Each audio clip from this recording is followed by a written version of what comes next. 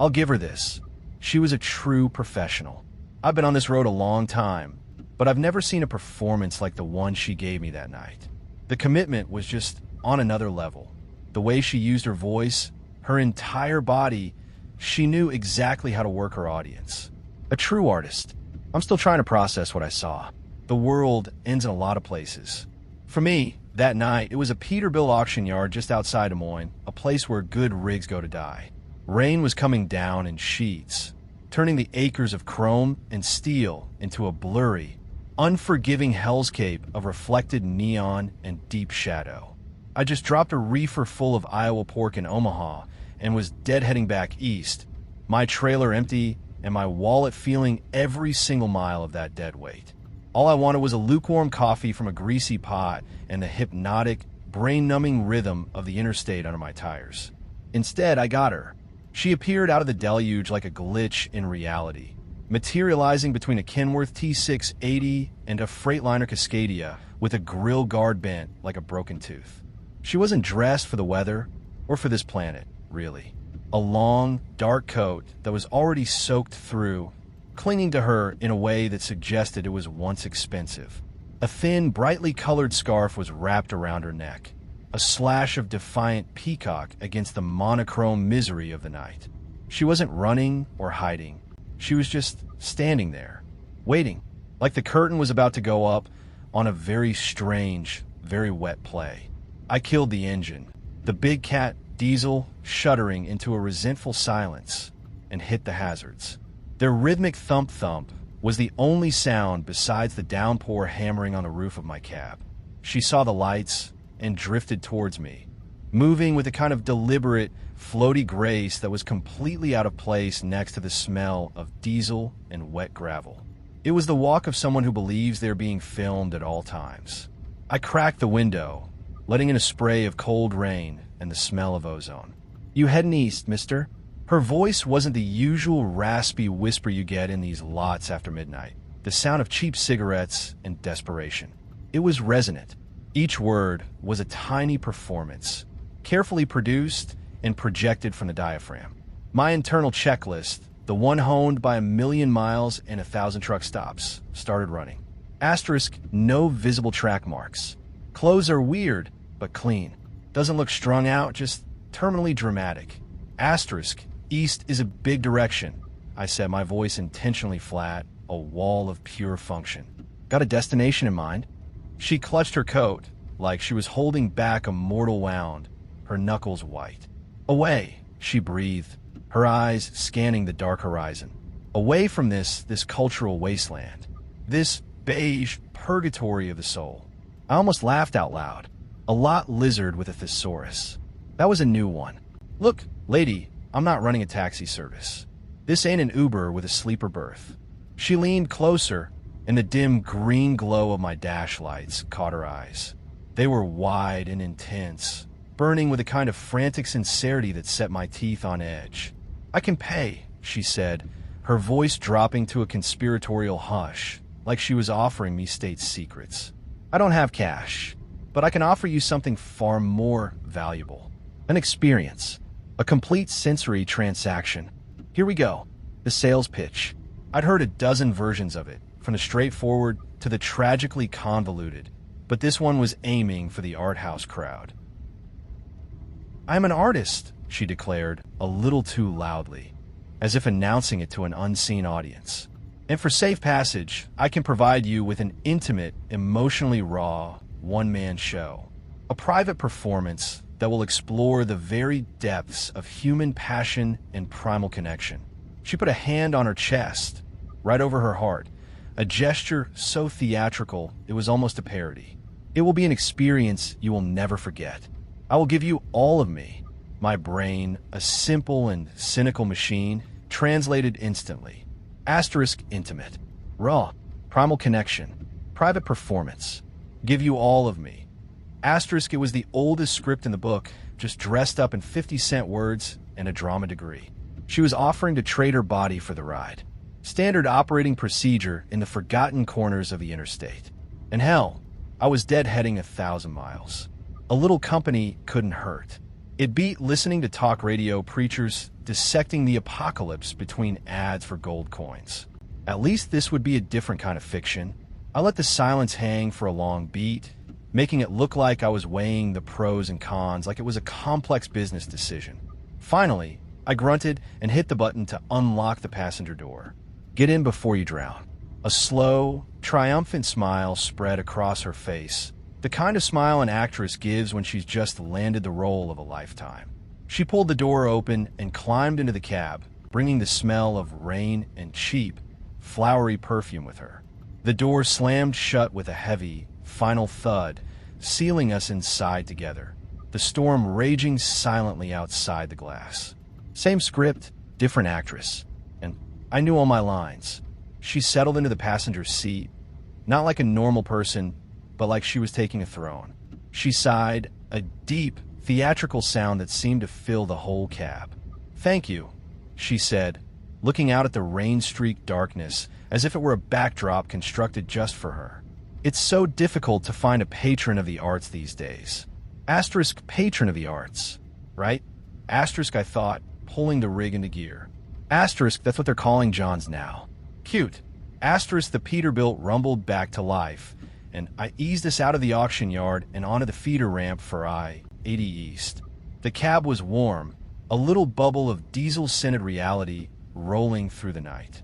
As soon as we were moving, she started to shrug off her soaking wet coat, a deliberate and drawn-out process. "You have to understand," she began, her voice taking on the cadence of a lecture. "True art requires commitment. A sacred space. A container of trust." She paused, letting the words hang in the air. "You can't just perform on command. The artist must be nurtured. The muse must be coaxed." I grunted in what I hoped was an encouraging way. My internal translator was working overtime. Asterisk sacred space equals my sleeper cab. Muse must be coaxed equals she wants the money, or in this case the ride, agreed upon up front. Asterisk this girl was a professional, just wrapped in a different kind of packaging. I could respect that. It beat the frantic, desperate ones. She was setting the terms, establishing her value. Fine by me. A deal's a deal. She kicked off her wet shoes with a little groan of relief and tucked her feet up underneath her on the seat. She started wiggling her toes. My eyes flickered over for a second. Asterisk getting comfortable. Part of the routine. Asterisk then she stretched a long, elaborate motion, arching her back and pressing her chest forward, her hands reaching for the ceiling of the cab. In her world, she was probably just working out a cramp from the Iowa humidity. In mine, it was a signal flare. The universal, unspoken sign for, "I'm ready when you are." She held the pose for just a moment too long, her silhouette stark against the passing headlights. "The passion I spoke of," she continued, her eyes half closed as if in a trance. "It comes from a place of truth, of absolute surrender. You have to be willing to lay everything bare, to be completely vulnerable." Asterisk got it. Lay everything bare. Loud and clear, sweetheart. Asterisk I saw a sign glide past in the darkness. Scenic overlook 1 mile. Perfect. Quiet, out of the way, and a hell of a lot better than the shoulder of the interstate. It was professional courtesy. You give them a decent spot to conduct business. I wasn't some animal. This was a transaction, and she was, in her own weird way, trying to keep it classy. I decided to play along, to be the patron she was looking for. I flicked on my right turn signal. The rhythmic click-clack started its countdown. "Found a spot with a nice view," I said, my voice low and even. "Nice and private. Good place to coax the muse."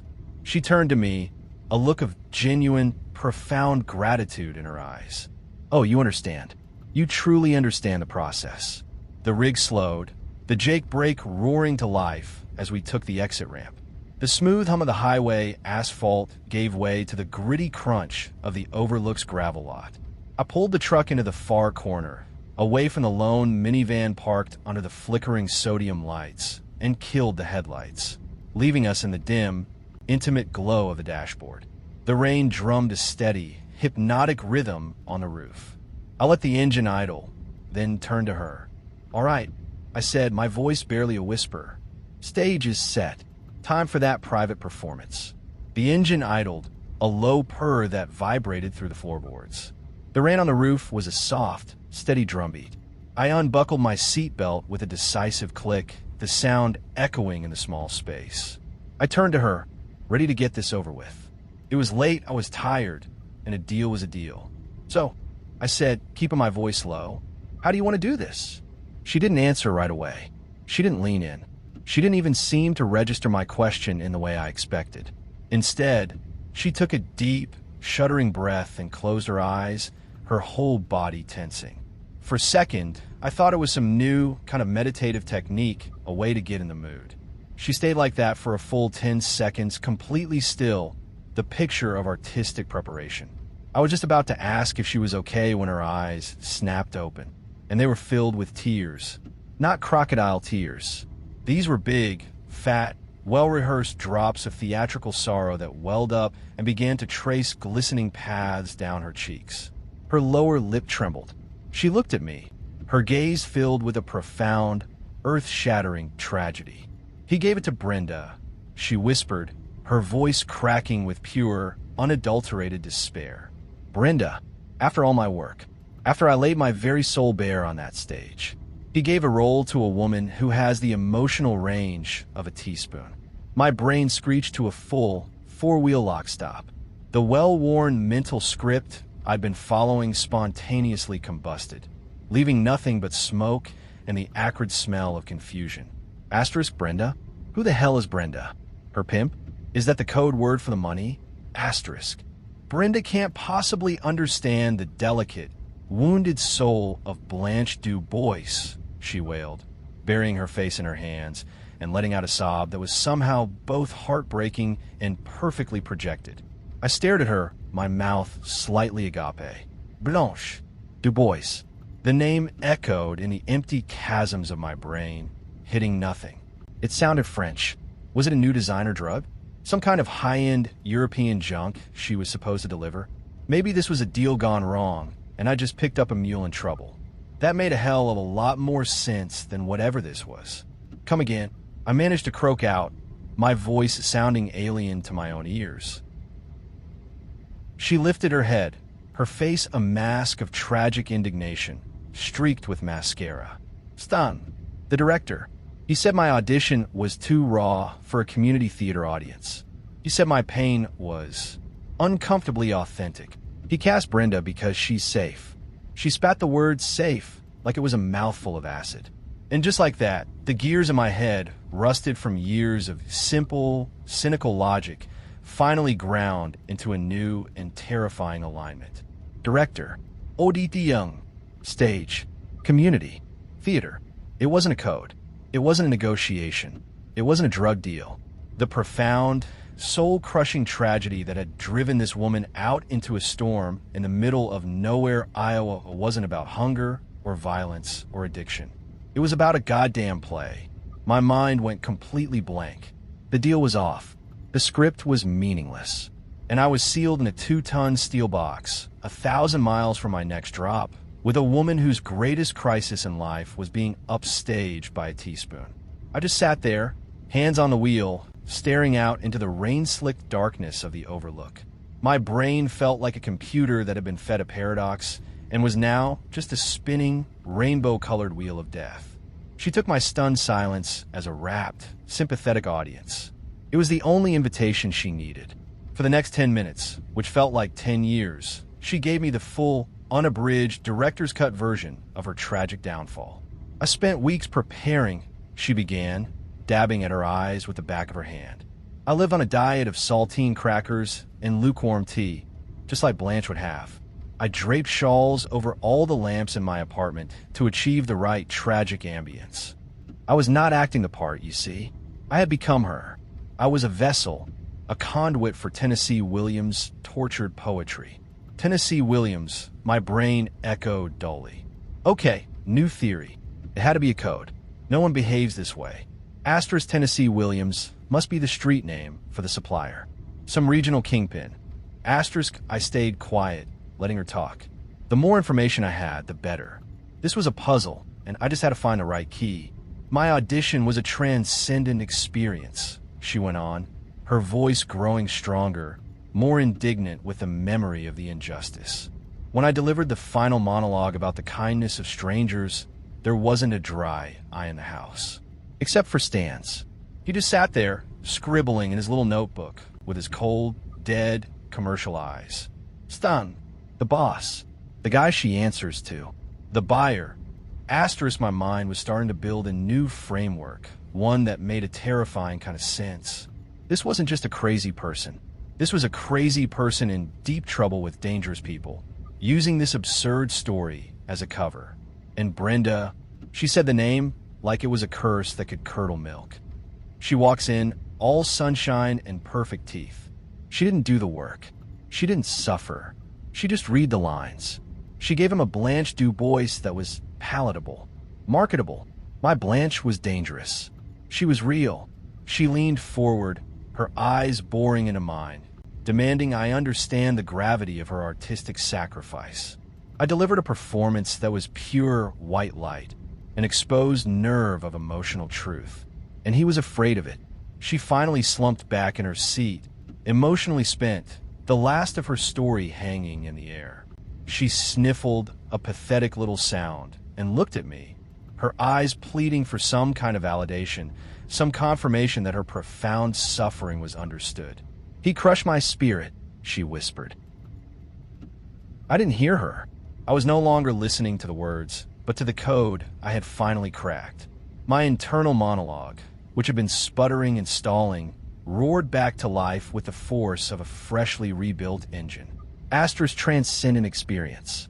Palatable, marketable, dangerous, pure white light, asterisk. It all clicked into place with a horrifying, cynical clarity. Of course. Why hadn't I seen it before? No one gets us worked up over a play. This was never about a performance on a stage. It was a cover story, and a damn flimsy one at that. Tennessee Williams was the supplier. Stan was the buyer. And my passenger, the actress, was the courier. Her performance had been the delivery. And for whatever reason, maybe it was too raw, too short, not pure white enough, she'd screwed it up. Brenda, the clean, palatable local, got the job. And now my passenger was on the run from the man who runs the whole show. I wasn't hauling a heartbroken actress. I was hauling a drug mule who had just botched a major cocaine deal. I put the truck back in gear, the moment of frozen absurdity passing. My new operating theory was simple. Get this woman to the next major truck stop, give her $20 for breakfast, and point her toward the nearest bus station. My rig wasn't a getaway car for some small-time drug runner who got her feelings hurt. All right, I said, my voice all business now. We need to make some miles.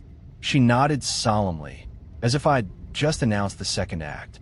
Of course, the journey is the narrative. We merged back onto the interstate, the rhythmic thump-thump of the tires on the asphalt a welcome return to sanity. For about 5 minutes, there was blessed silence. Then, she cleared her throat, and then she began to hum. Not a tune, just a single, resonant note that vibrated through the cab. It started low, then climbed the scale, a piercing operatic. Jesus wept, I thought. Asterisk, is this a signal? Is she practicing her code for the next drop? Asterisk. One must prepare the instrument, she announced to no one. She followed the humming with a series of pops and clicks made with her tongue and lips. Then came the words. The tip of the tongue, the teeth, the lips. The tip of the tongue, the teeth, the lips. She repeated it faster and faster, a bizarre incantation against the steady drone of the engine. You got something stuck in your teeth? I asked, my knuckles white on the steering wheel. She stopped and gave me a pitying look, as if I was a child who couldn't grasp a simple concept. That, my friend, is a vocal warm-up. An artist must be limber, both in body and in voice. To prove her point, she started rotating her shoulders in exaggerated circles. Your posture, for instance, it's all collapsed. There's no intention. You're indicating trucker, but you aren't living the role. There's a deep, somatic sadness in your lumbar region. My internal monologue was screaming. Asterisk, she's testing me, probing for weaknesses, trying to see if I'm a cop, or just some chump she can roll later. Somatic sadness in my lumbar region has to be code for "are you armed?" Asterisk, my intention, I said through gritted teeth, is to keep 18 wheels and 40 tons of American steel from becoming a permanent part of the median. She just sighed, a sound of profound disappointment. All subtext, no text. A common problem. She stared at the dashboard for a long moment, her head cocked. The gauges, fuel, air pressure, oil temp, glowed with a steady, functional green light. It was the color of my livelihood. This lighting, she declared suddenly. It's all wrong. It's so clinical. It offers no mystery, no mood. No soul. Before I could tell her the mood was don't run out of fuel in the middle of nowhere, she was moving. She reached up, untied the ridiculous peacock-colored scarf from around her neck, and with a flourish of a magician pulling a rabbit from a hat, she draped it over the entire instrument cluster. The cab was instantly plunged into a soft, blurry, multicolored darkness. My speedometer, my RPMs, my air pressure gauges, all gone. Replaced by a sheer piece of polyester artistry. There, she said, her voice filled with smug satisfaction. Atmosphere. I stared at the scarf, obscuring the vital signs of my rig. My irritation, which had been simmering, instantly spiked to a rolling boil. This wasn't just annoying anymore. This wasn't a test. This was sabotage. She had crossed the line. My cap, my rules, and she had just physically blinded me for the sake of her mood. I snatched the scarf off the dashboard in one swift, angry motion. Don't touch anything. I snarled, the words coming out low and tight. This is a machine, not a goddamn stage. You touch my dash again, you'll be feeling the somatic sadness in your teeth. She recoiled, genuinely startled by my tone, and actually stayed quiet for a solid 10 miles. The silence was heavy, but I didn't care. I needed to think. My new drug mule theory was feeling shaky. A real criminal wouldn't be this stupid, this theatrical. She'd be quiet, nervous, trying to blend in. This woman was doing everything in her power to stand out. Maybe she really was just a loon. Maybe I was the idiot for trying to find a logical pattern in the chaos. I was so lost in my own thoughts, I didn't notice she was rummaging through a small, embroidered bag she'd been carrying. I only looked over when she held something up triumphantly. It was a smartphone. The screen was cracked, but it lit up, casting a pale blue light on her face. Her thumbs started flying across the screen with a manic energy. Ah, the reviews, she said, her voice bright again, her earlier offense forgotten. One must always face their critics, no matter how they wound the soul. Ich glänzt over. Her phone was angled just enough for me to see the screen. It was a text message thread. The name at the top was Brenda. My eyes narrowed. I pretended to focus on the road, but I was watching her reflection in the passenger side window. She was scrolling up through the conversation, and I could catch snippets of the text. Brenda, asterisk Stan said you left your shawl in the green room. Wanted to grab it. Asterisk. My passenger. Asterisk that shawl is a relic of my pain. A shroud of my artistic crucifixion. Burn it. Asterisk. Brenda. Asterisco. Guy. Anyway, the cast is going out for drinks at Applebee's after rehearsal. You should come. No hard feelings, right? It's just a play. Asterisk. My passenger. Asterisk celebrate your hollow victory, you soulless ingenue. I am embarking on an artistic pilgrimage into the wilderness. Asterisk. Then I saw the message that made my blood run cold. It was from my passenger to Brenda, a long, rambling block of text I couldn't fully read, but one phrase jumped out in all caps, a beacon in the sea of her nonsense. I'm headed east with the entire package. The truck swerved slightly as my hands tightened on the wheel. The entire package, there it was. The confirmation. My first theory wasn't just right, it was dead on. All that theatrical nonsense, the text to Brenda, it was all a smokescreen. A brilliant, insane cover. She was taunting her rival, the one who got the gig, while simultaneously confirming to her network that she had the merchandise. She hadn't botched the deal, she'd stolen the whole damn shipment. A surge of adrenaline, cold and sharp, shot through me. This wasn't a botched deal. This was a heist, and I was the getaway driver. My irritation vanished, replaced by a much more primal and focused emotion, fear. In a sliver of dark, cynical opportunity, I stopped fighting her. I had to play along. I had to make her think I was just a dumb, oblivious trucker. I needed to find out what, exactly, the entire package was, where she was taking it, and how I could get myself out of the middle of it before Stan and Tennessee Williams sent someone to look for their stolen property. The game had just changed, and the stakes were a hell of a lot higher than a ride to Chicago. My whole demeanor changed. I was no longer the annoyed chauffeur. I was the cautious partner in an unwilling, high-stakes enterprise. I decided my best move was to play the role she'd assigned me. The simple, uncultured rube who was slowly being won over by her artistic genius. We needed to stop for fuel, and I knew just the place.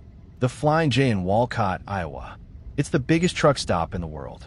A city unto itself, crawling with drivers, mechanics, dispatchers, and state troopers grabbing coffee. It was the perfect place to get a sense of her in a crowd, to see how she handled herself when she wasn't performing just for me. I pulled the rig into the fuel island, the roar of a dozen other idling diesels filling the air. "I gotta fuel up," I said, my voice carefully neutral. "Gonna grab a coffee inside. You want anything?" "Oh, a beverage would be lovely," she said, "but not that peasant sludge you drink. I require a chamomile tea with a whisper of honey. It soothes the vocal cords." "Right, peasant sludge," I muttered, climbing down from the cab. "You wait here." "Nonsense," she declared, already opening her door. "An artist must observe. This place, this hub of itinerant souls, it's pure, unadulterated Americana. It is my duty to absorb its raw authenticity." She practically pranced into the travel center, her head on a swivel, taking in the rows of chrome doodads, the racks of microwavable burritos, and the tired faces of my fellow drivers. We walked into the diner section, a cacophony of clattering plates and gruff conversations. I pointed her to a booth while I went to pay for the fuel and order her ridiculous tea. When I came back, she was not in the booth. She was standing in the middle of the diner, on top of a table. My heart hammered against my ribs. Every eye in the place was on her. A waitress stood frozen, a full pot of coffee in her hand. A table of grizzled flatbedders stared, their forks halfway to their mouths. My passenger had her arms outstretched, her eyes closed, a beatific smile on her face. "Oh, weary travelers of this great, broken land," she boomed, her voice cutting through the diner's clamor like a foghorn. "You titans of the asphalt, you modern-day Argonauts, do not let your souls be crushed beneath the weight of your cargo. Let art be the air brake for your wounded spirits." I wanted the floor to open up and swallow me whole. This wasn't just a scene, it was a 5-alarm social fire, and I was holding the gas can. People were turning to look at me, the guy who walked in with her. I could feel their judgment, 100 pairs of eyes branding me as the handler for this lunatic. She took a deep breath, preparing for her grand finale. "I shall now perform for you a monologue from the Glass Menagerie, a lament for all the gentle things trod upon by the hobnailed boots of—" "Get down from there!" a manager yelled, rushing forward. But it was too late. I was already moving, my face burning with a level of humiliation I hadn't felt since grade school. I grabbed her by the arm. "Show's over," I hissed, yanking her off the table. I threw a $10 bill on the counter for the tea I never got and frog-marched her out of the diner, through the travel center, and back to my truck, the mocking laughter of a dozen drivers following us the entire way. We got back in the cab, and I slammed the door, the sound echoing the fury in my head. This wasn't about drugs or danger anymore. This was personal. She had embarrassed me in my own church. I pulled out of the Flying J like I was leaving the scene of crime, my jaw clenched so tight my teeth ached. The cab was thick with a hostile silence. My professional world, the one place where I had a shred of dignity and respect, had just been turned into a stage for her one-woman circus. I was no longer a long hauler. I was that guy with the nut job who stood on the table. That kind of story sticks to a driver like Rotar. I don't think they were ready for that level of emotional honesty, she said finally, breaking the silence. She sounded completely unfazed, like a professor critiquing a failed experiment. "They were ready for breakfast," I snapped. "That's it. From now on, you stay in the truck. You don't talk to anyone. You don't perform for anyone. You breathe, quietly, Got it. She fell silent again, but it was a different kind of silence. It was wounded, sulking. We drove for another hour, the plains of Illinois stretching out into the inky blackness. I had the route planned in my head. I-80 all the way to Chicago, drop her at the first bus station I could find, and bleach this whole experience from my memory. Then, she spoke again, her voice small, but laced with a new and alarming urgency. I need you to take a detour. No, I said instantly. You don't understand. This is vital. It's a matter of artistic integrity. We're not detouring. But it's the house, she insisted, her voice rising. I just saw a sign. The Cherry Lane Summer Stock Theater. It's only 30 miles south of here. Stan's nemesis, a visionary director named Bartholomew, is doing a one-act festival there. If he sees me, if I can just get 5 minutes to perform for him, he'll understand my genius. He'll see what Stan was too blind to appreciate. This could change everything. A 30-mile detour. South. 60 miles, round trip, on Tulane country roads, in a fully loaded 18-wheeler that gets 4 miles to the gallon. It was logistical insanity. It would cost me time, fuel, and put me in violation of my hours of service regulations. It was in every conceivable way a stupid and impossible request. No, I repeated, the word coming out like a block of granite. Final answer. We're going to Chicago. And that's when she broke. The sulking turned into a full-blown meltdown. Tears, real this time, streamed down her face. Her breath hitched in ragged, theatrical sobs.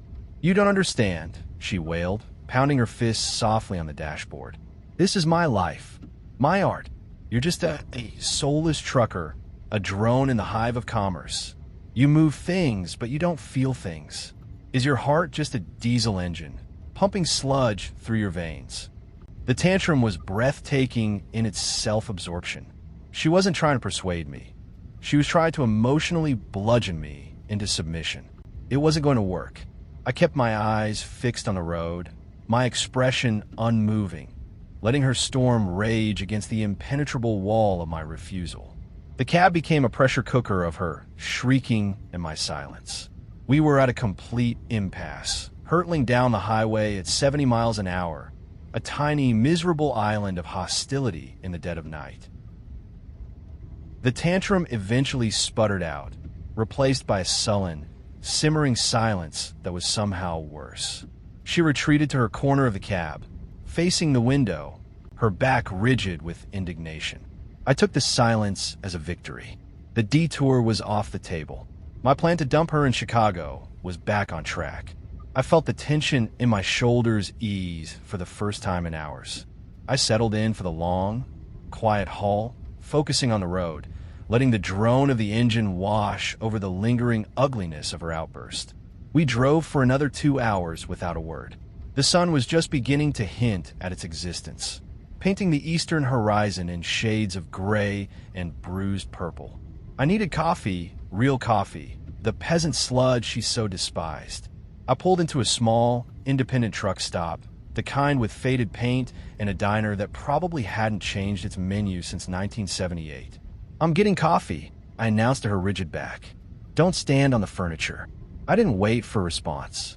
I climbed out, leaving the engine running to keep the cab warm, and went inside. The place was a ghost town. Just me and a sleepy-eyed kid behind the counter. I got the largest cup they had, filled it with black, tar-like coffee, and was back in my rig in less than 5 minutes. When I climbed back into the driver's seat, something was wrong. The air in the cab felt different. She was still in the exact same position, staring out the window, but there was a new, almost smug stillness about her. Then I saw it. My logbook. It was lying open on the center console, where I'd left it. But it wasn't how I left it. A page, today's page, with my hours meticulously recorded, had been ripped out. Not just ripped out. It was gone. In its place, tucked into the binder's rings, was a folded cocktail napkin from the diner at the Flying J. My blood turned to ice. I unfolded the napkin with trembling fingers. Scrawled on it in eyeliner was a single, dramatic sentence. Asterisk, the past is a fiction we write to please the present. Let this be page 1 of our new story. Asterisk, I looked from the napkin to the empty space where my federally mandated legally binding record of service should have been. That single piece of paper was the only thing standing between me and a $1,000 fine, a multi-day shutdown by the DOT, and a black mark on my record that could get me fired. She hadn't just been sitting there sulking. She had quietly and deliberately reached over, torn out the most critical document in my entire operation, and destroyed it. This wasn't an emotional outburst. This was sabotage. This was war. The simmering anger, the frustration, the humiliation, it all evaporated. In its place was a feeling as cold and clear as a winter morning. She had mistaken my silence for weakness. She thought this was a negotiation she could win with emotional blackmail and petty vandalism. The game was over. The time for putting up with her was done. She was no longer a nuisance or a liability. She was the enemy, and I was going to make sure she got exactly what she deserved. I slowly, deliberately refolded the napkin and tucked it into my shirt pocket. I picked up my logbook, looked at the ragged edge where the page had been, and closed it with a soft, final snap. I put it back in its designated slot on the dashboard. I didn't say a word. I didn't look at her. I simply put the truck in gear and pulled back onto the interstate. The shift inside me was seismic. It wasn't an explosion of rage. It was the opposite. It was a complete and total shutdown of all emotion.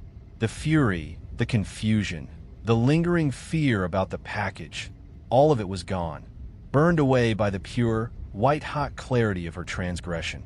She hadn't just insulted my intelligence or embarrassed me publicly. She had attacked my livelihood. She had taken a wrench to the engine of my life, all for a childish, theatrical gesture. My mind, which had been a chaotic mess of conflicting theories and rising irritation, became a quiet, efficient machine. There was no more debate, no more weighing of options. There was only the mission. My new destination wasn't Chicago. My new cargo wasn't a delusional actress. My sole purpose for existing at this moment was to deliver this woman to a place where the universe could finally provide her with a long overdue lesson in cause and effect. I didn't have a plan yet. Not a specific one. The how was irrelevant for the moment. It was the what that mattered. The decision was made, locked in, and irreversible. This ride was ending. It was ending soon, and it was going to end on my terms, in a way that would provide a reckoning so poetically it could have been written by her precious Tennessee Williams himself. The road signs flashing by in the pre-dawn gloom no longer looked like directions. They looked like opportunities. I took the next exit, the sign reading US 34 East. It wasn't the interstate, but it headed in the right general direction. She finally stirred from her silent protest, sensing the change in course. "Where are we going?" she asked, a note of suspicion in her voice. "This isn't I-80. I didn't even look at her. I just stared ahead at the Tulane blacktop unfolding in the gray dawn light. My voice, when it came out, was unervingly calm. "Changed my mind," I said. "You were right. An artist's integrity is important. We're going to see your director." She was speechless for a moment. Then, a slow, triumphant smile spread across her face. "Oh," she gasped, her hand flying to her chest. "You do understand. I knew you had a soul in there somewhere. Oh, thank you. Thank you. Bartholomew will be so grateful. This will be a defining moment in both of our careers." She spent the next 20 minutes in a state of giddy excitement, reapplying her makeup in the visor mirror and doing her bizarre vocal warm-ups. She was living in the climax of her own movie, the moment where the gruff but lovable sidekick finally comes around. I just drove. Each mile that ticked by on the odometer was a step closer to the final curtain. We passed a sign, Galesburg 5 miles. Then another, smaller sign with an arrow, Galesburg State Hospital campus. "It must be a beautiful, rustic theater," she mused, peering out the window. "Probably a converted barn. That's where the best, most authentic art is made, in the soil of the common man." Soon, the campus came into view. It was not a collection of rustic barns. It was a sprawling complex of grim, multi-story brick buildings from the 1950s, surrounded by a high chain-link fence topped with barbed wire. The windows were small, dark, and barred. A tall, institutional smokestack rose into the pale morning sky like a single, accusatory finger. This can't be right," she stammered, her triumphant smile faltering. "Where's the theater?" I slowed the rig and pulled up to a severe-looking gatehouse, stopping directly in front of a large weathered sign. It read, Galesburg State Psychiatric Center, admittance and visitor entrance. I killed the engine, and the sudden silence was deafening. I turned to her. My face was a mask of perfect, deadpan sincerity. "You wanted a detour," I said, my voice quiet and even. "You wanted a raw, authentic experience. You wanted an audience that understands profound, human suffering. Well, here you are.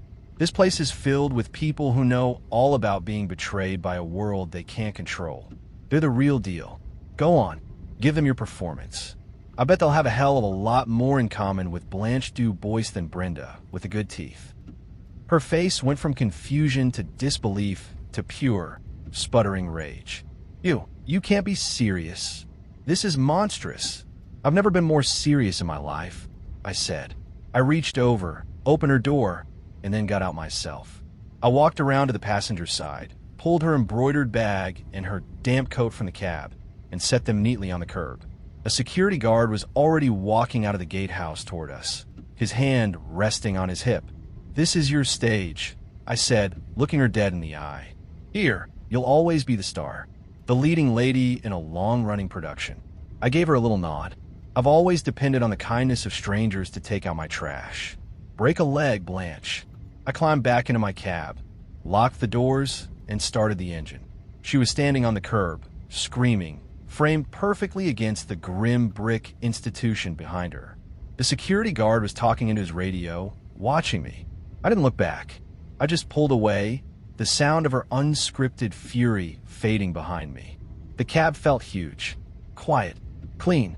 The rising sun hit the windshield, and for the first time in 12 hours, it felt warm. I reached into my shirt pocket, pulled out the eyeliner-stained napkin, and fed it into the wind of the open window. I watched it dance in my mirror for a second before it was gone. The road ahead was empty and all mine. Some people spend their whole lives acting like the world is stage. They just forget that for the rest of us, it's a job site, and we got a schedule